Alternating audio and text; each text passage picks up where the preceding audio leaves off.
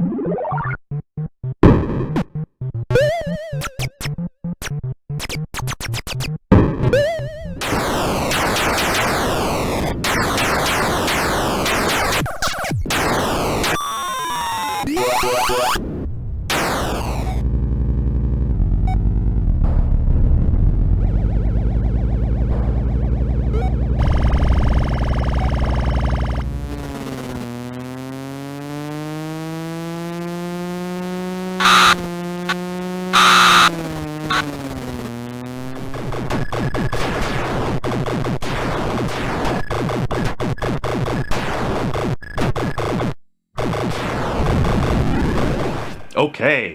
Hey, feel free to jump back to the chapter mark to give it another listen if you need to.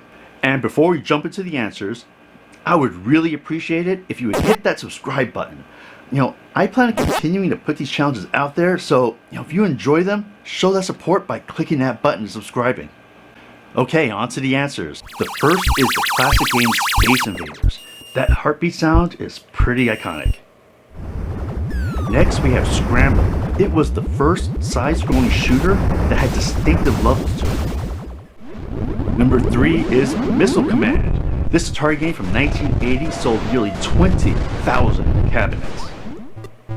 Next we have Popeye. This 1982 game had different levels, but to me they were all essentially the same. Number 5 is Dragon Slayer. George did a great live stream where he played through the entire game. So if you want to see it, click that link. But after that came Donkey Kong Jr.